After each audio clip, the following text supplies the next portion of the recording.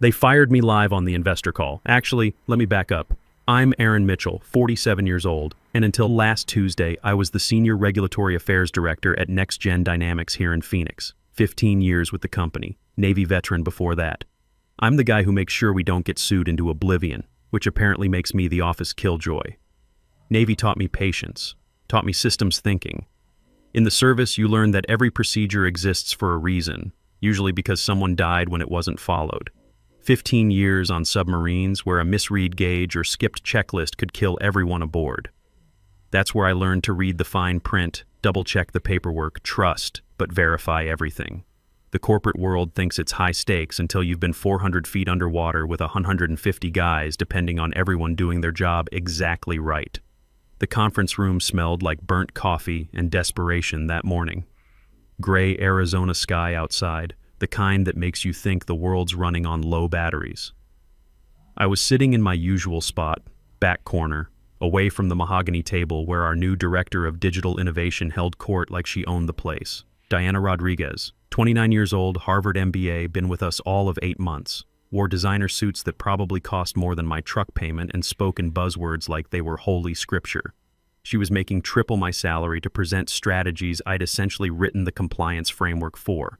If you're wondering why I remember all this so clearly, it's because some moments burn themselves into your brain. This was one of those moments. We're looking at a quantum leap in market penetration, Diana announced, slapping her tablet against the whiteboard. She had the energy of someone who'd mainlined Red Bull and LinkedIn motivational posts. The rollout of our Apex validation system with Sterling Financial is going to revolutionize fintech compliance. We're talking $280 million in contracted revenue, people. The IP portfolio is completely locked down. That's when my eye twitched. Just a little. Professional reflex. In the Navy, we called it the pucker factor, that moment when your body knows something's wrong before your brain catches up. I cleared my throat. In the dead quiet of that boardroom, it sounded like a gunshot. Diana, quick clarification on the IP lockdown. She stopped mid-gesture and looked at me like I was a printer that had just jammed during an important presentation. Aaron, we're in flow state here. Can we table the nitpicks? See, here's what Diana didn't understand about the difference between nitpicks and catastrophes. On a submarine, there's no such thing as a small leak. Water doesn't care about your timeline or your flow state. It just keeps coming until you fix it or you drown. It's not a nitpick, I said, adjusting my glasses. You listed the blockchain validation architecture as fully owned proprietary assets, but Patent 7845 has a pending flag in our internal system. The assignment chain isn't complete. The room went quiet. Roger Palmer, our CEO, a man with the backbone of overcooked pasta, looked up from his phone for the first time all meeting. The junior VPs who'd been nodding along to Diana's presentation suddenly found their notebooks very interesting. Aaron, Diana sighed like a parent dealing with a difficult child. Legal cleared everything. Sterling's ready to sign. Stop looking for problems where there are only solutions. You're killing the momentum. I'm not trying to kill momentum. I'm trying to prevent us from committing contract fraud. Patent 7845 is the foundation of this entire deal. If the ownership chain isn't clean, Sterling can freeze everything. Now let me pause here and explain something about patent law because it's going to matter. Patent law is boring, soul-crushingly boring. It's a world where misplaced commas change the fate of millions, where filing dates matter down to the millisecond. It's a world where close enough means complete legal failure. People like Diana think big picture. They think details sort themselves out. They think because they're directors of innovation, the universe bends to their will. But the universe doesn't care about your job title. The universe cares about paperwork. Diana laughed. Sharp, dismissive. She looked around the table, inviting others to join in. A couple junior VPs chuckled nervously, trying to pick the right side. Karen from marketing gave this awful fake laugh that sounded like a dying goose. This is exactly what I'm talking about, Diana said, turning her back to me. Legacy thinking. We're a rocket ship, Aaron. You're checking tire pressure while we're breaking atmosphere.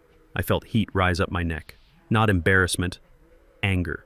The cold, hard anger of a guy who knows how the machine actually works being lectured by someone who just likes pushing buttons. It's the same anger I felt watching fresh ensigns try to hotshot their way through procedures that existed because people had died learning them the hard way. The meeting dragged on another hour. I didn't speak again. I just took notes. Detailed, time-stamped notes. Every promise Diana made, every risk she waved away, every regulation she called legacy friction. Military habit. Document everything. CYA isn't just corporate speak, it's survival. At the end, as people shuffled papers and checked their phones, Diana clapped her hands. One last item, housekeeping. She turned her gaze directly to me.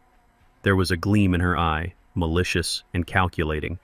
She wasn't just annoyed by my interruption, she was offended by my existence. I was a relic of the old guard, a speed bump on her highway to the C-suite. In her world, experience wasn't an asset, it was dead weight.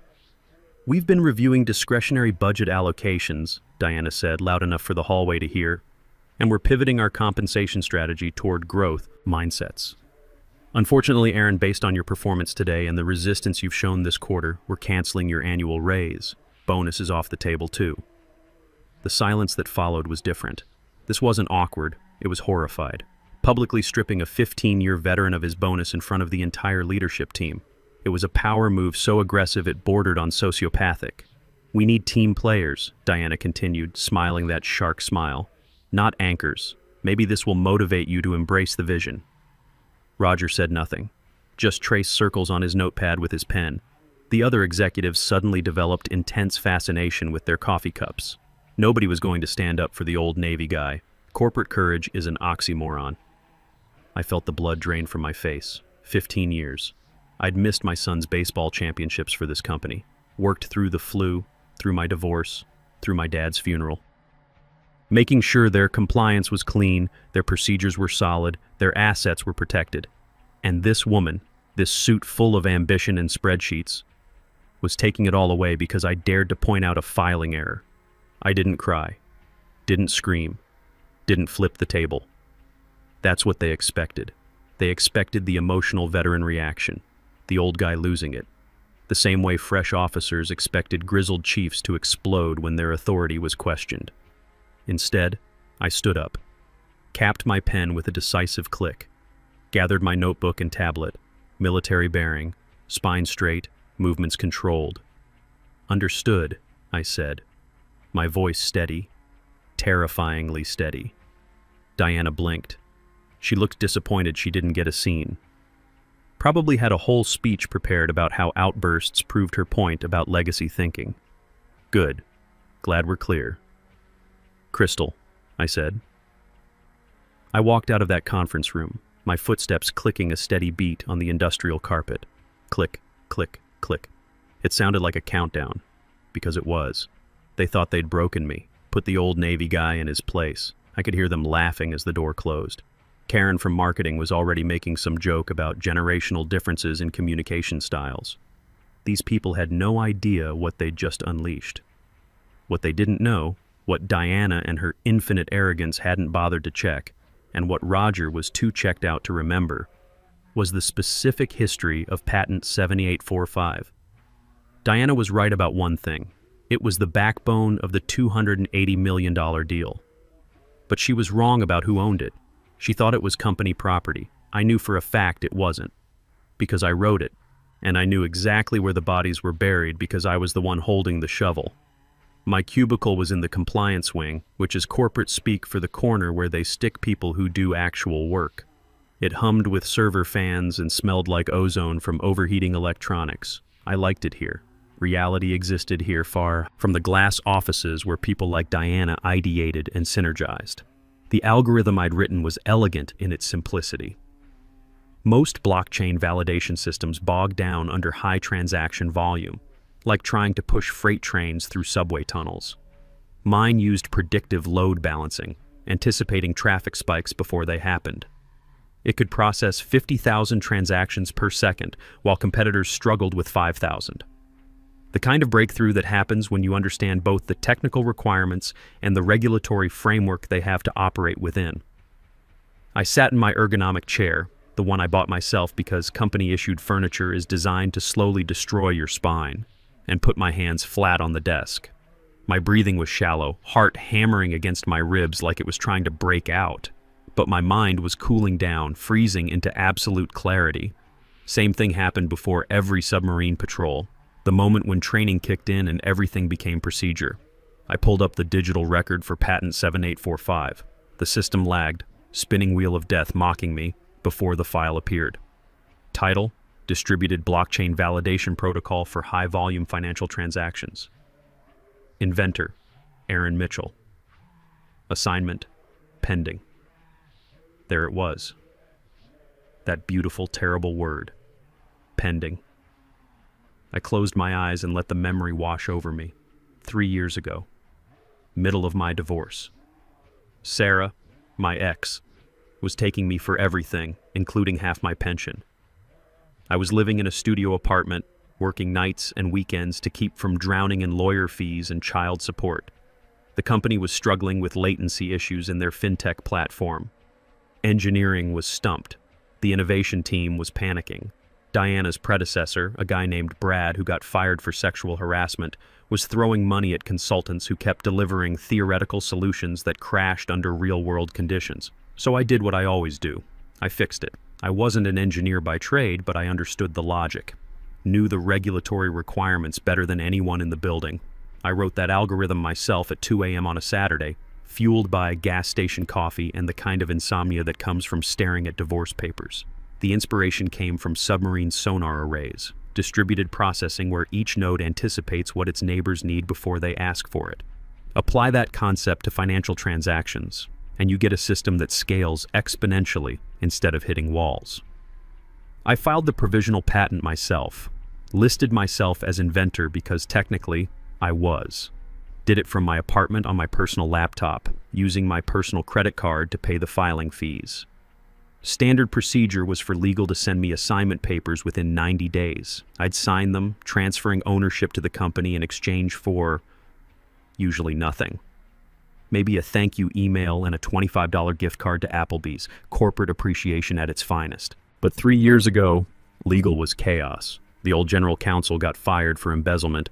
Turned out he'd been billing personal vacations as client development. Files were lost, emails deleted. The assignment papers for patent 7845 never came. I remembered waiting for them, checking my inbox daily for 2 weeks. Then I remembered the day I stopped checking. Figured it was their job to secure their assets. I was just the compliance guy, not their personal secretary. If they'd treated me right, given me respect, decent pay, basic acknowledgement, I would have walked into Roger's office years ago and said, "Hey, we missed some paperwork here." I would have fixed it because that's what I do. I fix things. I solve problems. I make sure the ship doesn't sink. But they never gave me credit. Every improvement I suggested got repackaged by someone else and presented as innovation. Every crisis I prevented went unnoticed because prevention is invisible. You only notice compliance when it fails. I looked at the screen. Patent had been granted 2 years ago. But without assignment papers, rights remained with the inventor. Me. I owned the algorithm. I owned the code that ran the Apex validation system. I owned the engine of Diana's rocket ship. I felt a smile tug at my mouth. Wasn't a nice smile. It was the smile of a wolf realizing the sheep forgot to lock the gate. I reached for my phone. Didn't call a lawyer. Not yet. First, I needed to lock the door from the outside. In submarine warfare, you don't just fire torpedoes, you set up the attack pattern first. I opened a new email. Subject: Routine IP Documentation Review. Didn't send it to Diana. Didn't send it to Roger. That would have been amateur hour. I typed in the email address of Patrick Walsh, Chief Compliance Officer at Sterling Financial. We'd met at industry conferences over the years, bonded over shared hatred of buzzwords and love of properly organized documentation. Patrick was old school like me, believed in doing things right the first time because fixing them later cost 10 times as much. I typed slowly. Hi Patrick, just doing routine housekeeping before final signature. Can you confirm what chain of title documentation you have on file for the 7845 patent family? Our new director seems confident everything's automated, but you know how I worry about details. Best, Aaron. Innocent, helpful, the kind of email a diligent compliance director sends. But to someone like Patrick, it was a fire alarm. A coded message saying, check your records, something's wrong. In the Navy, we called it a heads up. Advance warning that let your allies prepare for incoming trouble. Hit send. Then I minimized the window and went back to work. Had audits to complete, compliance checks to run. I was going to be the perfect employee, quiet, invisible, efficient, the model of military discipline. While I worked, I imagined that email traveling through fiber optic cables, bouncing off satellites, landing in a Chicago server. I imagined the invisible thread tightening around Diana's neck. She wanted disruption. I was about to give her some. At noon, while everyone else grabbed overpriced salads or hit the corporate gym to burn off their anxieties, I stayed at my desk, unwrapped a turkey sandwich from home, white bread, yellow mustard, nothing fancy, and dialed a number I hadn't called in months. Patent and Trademark Office, this is Vincent. Vincent was 68, a retired patent examiner who now consulted for people who could afford his rates, or in my case, people who brought him homemade cookies every Christmas for a decade. He was the oracle of IP law, the guy who'd been there when the rules were written. Vincent, it's Aaron. Aaron, finally ready to quit that circus and work for civilized people? Not yet. I have a hypothetical for you. Love hypotheticals. Usually means someone screwed up big. I laid out the scenario. Employee creates patentable asset during off hours. Files personally. Company lists asset in commercial contract but never executes assignment. Employee contract had IP sunset clause that expired during corporate restructuring. Silence on the line. I could hear Vincent lighting a cigarette, one of the few people who still smoked indoors and didn't care what anyone thought about it. The 2019 restructuring? Vincent wheezed. When they dissolved the LLC and reformed as an S-Corp? That's the one. Aaron, he coughed, laughed, a sound like gravel in a cement mixer. If they didn't get assignment signed before entity dissolution, that IP doesn't belong to the new S-Corp. It belongs to the ghost of the old LLC. Since the LLC's dead, it defaults to creator. Watertight? Bank vault, kid. Without that signature, they're selling a car they don't own the title to. If they execute a deal based on that IP, it's fraud. Federal fraud. You know what happens to corporate officers who commit federal fraud? I did. Orange jumpsuits and concrete rooms. The kind of place where Harvard MBAs don't do well. Why do you ask? Just checking tire pressure, I said, using Diana's words. Give 'em hell, Aaron. I hung up. Confirmation. The weapon was loaded, safety off, target acquired. 10 minutes later, my desk phone rang. Patrick from Sterling, right on schedule. Aaron, got your email. I'm looking at our due diligence files right now. You're asking about patent 7845? Right, I said, typing loudly to sound busy and distracted. Diana mentioned the Apex rollout is totally dependent on it. Just wanted cross-reference numbers to match our internal database after the migration. Aaron, Patrick's voice got tight. I'm looking at the file. I see the patent grant. I see technical specs, but the chain of title folder is empty. That's odd. Maybe misfiled during the server upgrade. I'm checking USPTO public database now. Frantic typing on Patrick's end, like machine gun fire. Jesus Christ, Aaron. It lists owner as you. Aaron Mitchell, individually. Does NextGen have assignment documents? I feigned, surprise. Put just the right amount of confusion in my voice. Well, that was original filing. Surely there's assignment paperwork somewhere. I mean, we're about to sign a $280 million deal. Legal wouldn't have missed something that fundamental. Aaron, Patrick's voice dropped to a whisper. If there's no assignment, Sterling can't proceed. Our risk protocol strictly forbids integrating third-party IP without full ownership transfer and indemnification. If this tech belongs to an individual, my God, does Diana know? She's very confident. Told me explicitly not to worry about details. Said the IP is locked down tight as a drum. She's either lying or she's an idiot. She's very visionary, I offered helpfully. Always talking about paradigm shifts and breaking through legacy constraints. I need to flag this immediately, Patrick said. I'm putting a hold on the entire payment schedule until this is resolved. Aaron, if this isn't cleared up before signature, the board will crucify us for due diligence failure. We're talking about my job here. Understand completely, Patrick. You have to protect your company. That's exactly what I'd do in your position. I hung up the phone, took a sip of lukewarm coffee. The fuse was lit, and it was burning toward a powder keg. The beautiful thing about corporate bureaucracy is its predictability. Patrick's inquiry would work its way through Sterling's legal department like a virus through a computer network. They'd demand documentation. NextGen's legal team would get the request, panic, and start searching. They wouldn't find anything because there was nothing to find. Then they'd call Roger. Roger would call Diana. Diana would blame IT, blame legal, blame anyone except herself. But eventually, they'd have to face the truth. They'd built a $280 million house of cards on a foundation that belonged to someone else. I checked the time. 1:30 p.m. Opened email and submitted a personal day request for tomorrow. Reason? Stress management. I wouldn't be here when the bomb went off. Wanted them to sit in the rubble alone. Spent the rest of the afternoon doing exactly what they paid me for. Organized files, updated compliance logs, responded to routine emails with military precision. I was a ghost haunting a machine I'd already sabotaged. Around 3 p.m., I saw Diana strutting past my section, laughing into her headset, probably talking to a headhunter about how she was revolutionizing fintech. Didn't even glance at me. To her, I was furniture. A copy machine that occasionally jammed and needed percussive maintenance. She had no idea the furniture had just canceled her golden parachute. The junior VPs who'd chuckled during the meeting were now avoiding eye contact. Karen from marketing actually stopped by my cube, first time in months, and apologized, said she didn't know what Diana was planning. Even Mrs. Rodriguez from the cafeteria shook her head when she heard, 15 years, mijo. Terrible thing. Word travels fast in corporate buildings. Faster than light, slower than gossip. Packed my bag at 5 p.m. sharp. Personal notebook, favorite pen. Left company laptop on the desk, badge next to the keyboard. Night, Aaron. Wayne, the security guard said as I swiped out. Night, Wayne. Think it'll be quiet tonight. Hope so. It wouldn't be. I woke up at 7 a.m. naturally, no alarm. Arizona sun actually shining for once, filtering through my condo blinds. Quiet.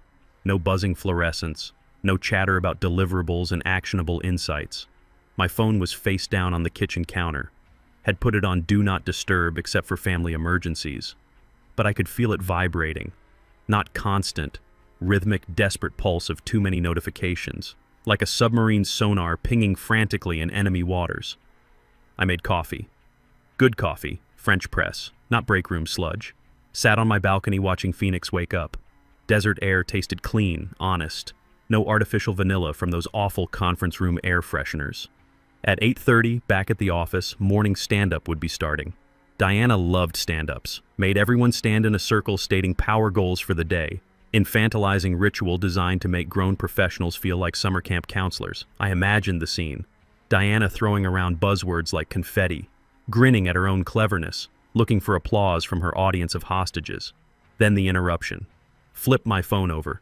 Screen was a wall of notifications. 5 missed calls from Roger, 3 from HR, 12 emails marked urgent, high priority. Text from Linda in accounting. What's happening? Legal running around like their hair's on fire. Text from Wayne. Diana screaming at printer. Thought you should know. I smiled. Patrick's inquiry must have hit legal's inbox like a cruise missile. Opened Roger's first email. Urgent IP documentation, 7845. We have query from Sterling regarding assignment papers. Need you to pull physical file immediately. Top priority. Scrolled up to see the progression. Second email. Where are you? Crisis situation. Personal day denied. Get in here now. Then text from Diana. Just call me. No please, no explanation. Just a command. Same tone she'd use ordering coffee. I wasn't calling. Not yet. Imagined the frantic search. Paralegals tearing through filing cabinets like archaeologists looking for lost civilization. IT guys searching servers with the desperation of bomb disposal experts. They'd find the patent filing, find my name, then look for transfer documents. Digital archive, file not found. Physical storage, file not found. Merger documents, clause invalid. By 10 a.m. realization would set in. Not panic yet, confusion. Surely just misplaced. They'd say, surely we didn't build a $280 million strategy on code we don't own. Surely Aaron is wrong about the technicalities. Surely legal has backup documentation somewhere, but surely isn't a legal defense. At 11:30, doorbell rang. Courier from Sterling Legal, priority package requiring signature. Patrick was fast. Wasn't just flagging risk, he was locking down the entire operation. Thick envelope. Not a lawsuit. Notice of contractual suspension. Dear Mr. Mitchell, pursuant to due diligence audit regarding pending partnership between Sterling Financial and NextGen Dynamics, we have identified you as sole legal owner of patent 7845. As we have no record of licensing agreement between yourself and NextGen, we hereby notify you that all integration of Apex validation system involving your intellectual property has been halted effective immediately. We remain prepared to discuss direct licensing should you wish to negotiate independently. Sincerely, Sterling Legal Department. I laughed. Genuine belly laugh that echoed through my empty condo. They'd bypassed NextGen entirely. Sterling knew a sinking ship when they saw one. They were reaching out to the captain of the lifeboat, ready to cut a new deal. Phone buzzed. Voicemail from Roger, voice cracking like a teenager. Aaron, pick up the damn phone. Sterling just froze all accounts. They sent a cease and desist claiming you own the tech. What the hell is going on? Diana's saying you sabotaged the database. Need you here immediately. Sabotage. Of course Diana would call it that. Couldn't conceive that her failure was her own fault. In her world, someone else was always to blame. I opened my laptop, drafted reply to Patrick. Received and understood. Opened a conversation. But first, need to resolve internal matters with current employer. Please maintain freeze until further notice. Then finally replied to Roger. Simple text. On scheduled personal day. Will be in tomorrow 9 a.m. If you'd like to discuss acquisition of my personal intellectual property, have meeting room ready. Suggest legal counsel present. You're going to need them. Hit send. The lock was complete, and I was the only one with the key. Walking into the lobby next morning, silence was heavy enough to bruise.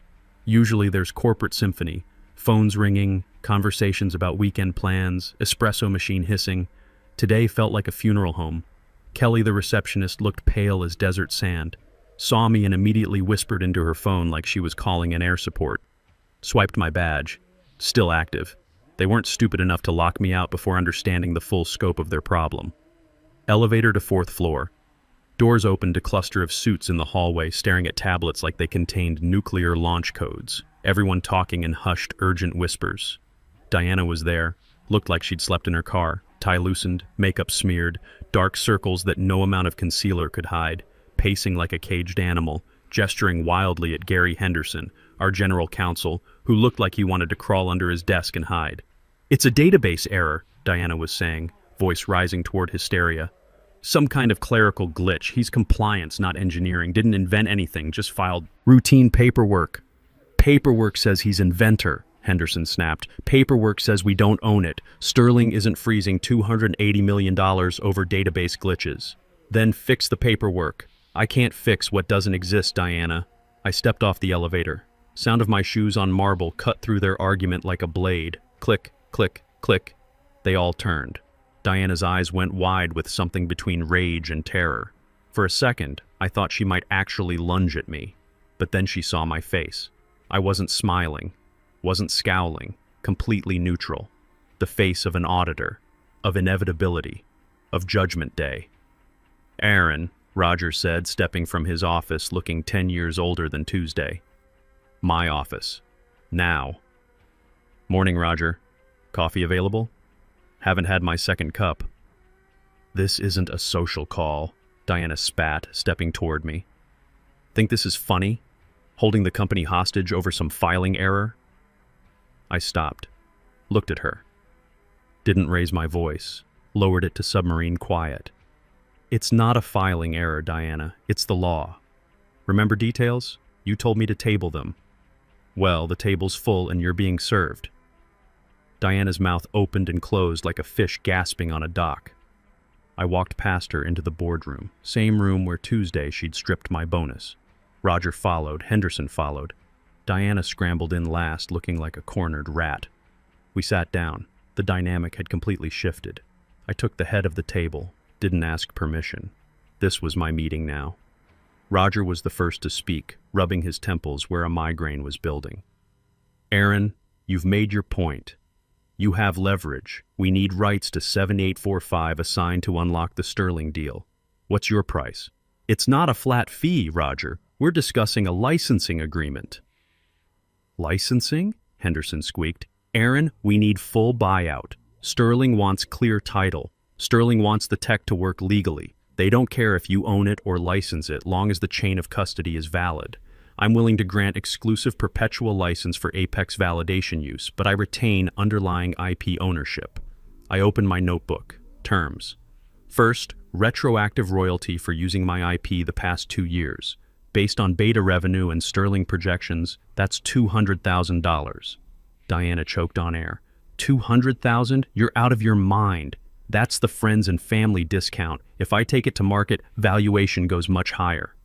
Second, going forward royalty of 2% gross revenue on all Apex-generated income. 2% of gross? Roger stood up like he'd been electrocuted. That's millions over the contract lifetime. Then don't agree. I'm happy selling to Sterling directly. They offered very generous consulting terms this morning. Made to stand. Roger's hand slammed the table. Sit down, please. I sat. Third, formal written apology from both of you acknowledging that deal delays were due to executive oversight ignoring compliance warnings. Filed with HR, sent to board of directors. Not signing that, Diana said, face purple. That's career suicide. Your career's already on life support, Diana. I'm deciding whether to pull the plug. Turned to Roger. If she doesn't sign, no deal. IP stays with me. Sterling walks. You explained to shareholders why you lost $280 million to save the ego of someone who's been here 8 months. Roger looked at Diana with the cold calculation of a man doing triage. She'll sign. Finally, I said, getting to my favorite part. I want my title changed. No longer Senior Regulatory Affairs Director. I want to be External Consultant, IP Strategy, work remotely, set my own hours, report directly to board, not to Innovation Director. Want to be consultant while still employed? Henderson asked. No. I'm resigning today. The license agreement will be between the company and my new LLC, Mitchell Compliance Solutions. NextGen will be my first client. Retainer equals my current salary plus royalties. Room went silent. They were processing it. I was quitting, but they couldn't get rid of me. Firing them as bosses, rehiring them as customers. If we agree to these terms, Henderson said slowly, you sign the license immediately, we can send it to Sterling by noon. The moment the wire transfer hits my account and both apologies are signed. Roger slumped in his chair, looked at the whiteboard where Diana's growth strategy was still mapped out in red marker. It looked like finger painting now. Do it, Roger whispered. Draw up the papers, Gary. But Roger, Diana started. I said, do it. Diana, get out of my sight before I call security. Diana stood up, looked at me with pure hatred, but underneath it was fear. She knew she'd lost everything. She picked up her designer notepad and shuffled toward the door. No strutting this time. No confidence, just defeat. I'll wait here while you draft the agreement, I told Henderson. Make sure you use the standard template. I'd hate to have to correct your work again. 3 hours later, I walked out of that building for the last time as an employee. But I wasn't really leaving, I was just changing the nature of our relationship. They'd begged, they'd folded, and I hadn't even raised my voice. 6 months later, at the Southwest Tech Summit in Vegas, I was the keynote speaker. Panel titled, The Invisible Asset, Why IP Compliance is Your Most Dangerous Liability. During the mixer afterward, I spotted them by the buffet, Roger and Diana. They looked diminished, defeated. When they saw me across the room, they actually turned and walked the other way. I raised my glass of sparkling water in their direction.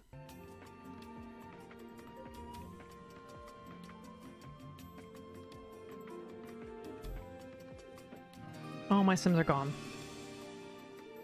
Because they got hung for fighting against the British Army. I might be mixing up sports. That's a sport I would watch. Okay, so, friends. It's been a while since I've played this. The Very Veggie Legacy... Newtwo's lurking too? Hold on, where's my notepad? You're going on the list. How dare you? How frickin' dare you? You know what? I'm absolutely dead, yeah. JP's good for that. So if I'm not like screaming in terror, Nutu does not want to be here. Augie, you're allowed to lurk. That's totally fine. Augie gets a free pass. Just because. Reasons. Thank you for being here, friend. I really, really appreciate you. I hope you have a wonderful time working. Okay, we need to focus. I built this house, and I actually really, really like this place, but we're gonna have to move out soon. The next... Be fried. Thank you so much. Go rest well. Go to sleep. Mute me, because I'm gonna say something ridiculous that you're gonna want to like comment on. So mute me right now before I say something stupid. Ask JP to explain heated rivalry, please. I'm not a huge hockey fan, so I don't understand. JP will be able to explain that in great detail to you, I'm sure. Yeah. Yeah, totally. If you want to learn about hockey, that is the show to watch, friends. It will teach you everything you need to know. What are you doing? Don't play in the bookshelf. Where's this child gonna sleep? Do I have a toddler bed? Wait, do I even have a place for this kid to sleep?